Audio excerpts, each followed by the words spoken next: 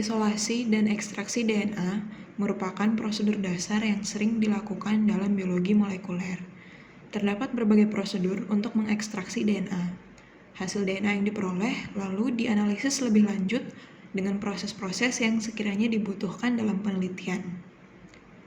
Sebelum memulai ekstraksi DNA, kita perlu belajar menggunakan mikropipet terlebih dahulu.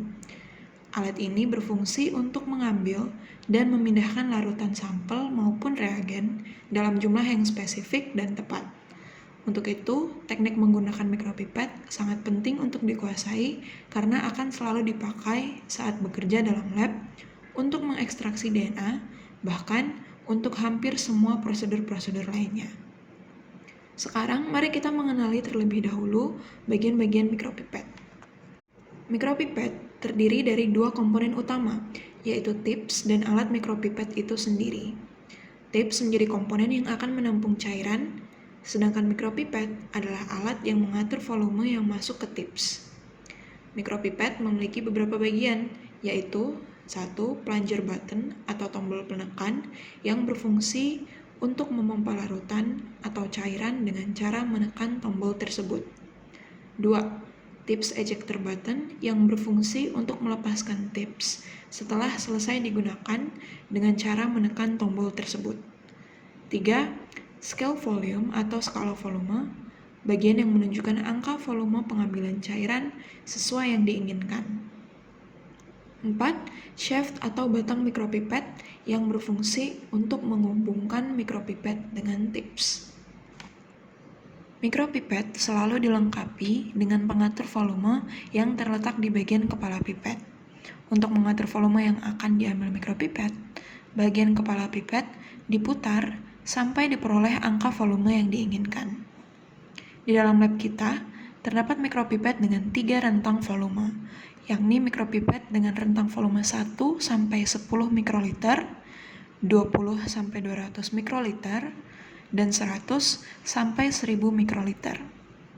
Penggunaan mikropipet harus sesuai dengan volume cairan yang akan kita ambil. Jadi, misalkan kita akan mengambil cairan sebanyak 300 mikroliter, mikropipet yang harus kita gunakan adalah mikropipet yang memiliki rentang volume 100 sampai 1000 mikroliter yang diset ke 300 mikroliter. Atau alternatifnya, menggunakan pipet volume 2 sampai 200 mikroliter, diset ke volume 100 mikroliter, dan pemipetan dilakukan 3 kali untuk memperoleh total volume 300 mikroliter. Intinya, mikropipet tidak boleh digunakan untuk memipet volume cairan di luar rentang volumenya. Hal ini untuk memastikan akurasi jumlah cairan yang diambil.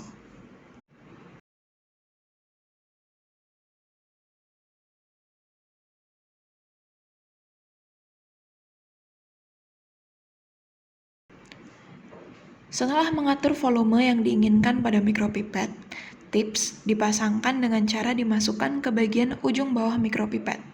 Bisa dengan menekankan langsung mikropipet seperti ini pada rak tips. Penggunaan tips disesuaikan dengan merek atau ukuran yang sama dengan pipetnya, karena tidak semua pipet cocok dengan tips yang tersedia. Yang penting adalah agar tips mikropipet terpasang kuat dan tidak longgar. Hal ini untuk menghindari terlepasnya tips saat cairan sedang diambil atau dipindahkan. Setelah memasangkan tips, kita bisa mempereratnya lagi dengan menggunakan tangan, seperti ini.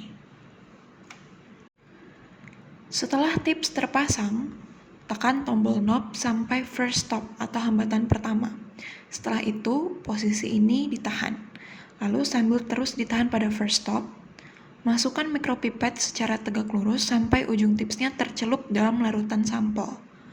Ujung tips tidak boleh sampai menekan bagian bawah wadah sampel karena akan mengakibatkan cairan yang diambil tidak akurat jumlahnya.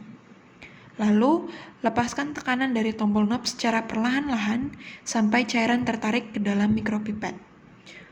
Usahakan agar jangan sampai ada gelembung udara. Pindahkan larutan sampel ke dalam wadah yang lainnya dengan cara menekan tombol knob sampai second stop atau hambatan kedua. Jika hendak berganti sampel, lepaskan tips dengan cara menekan tombol tips ejector button. Tips yang sudah selesai dipakai dilepaskan ke dalam wadah lain untuk dicuci atau dibuang. Setelah selesai menggunakan mikropipet harus dikembalikan ke ukuran maksimum volume yang dapat diambil dengan mikropipet tersebut. Contohnya, jika telah selesai menggunakan mikropipet rentang 20-200 mikroliter, kepala mikropipet diputar lagi hingga menunjukkan ukuran 200 mikroliter.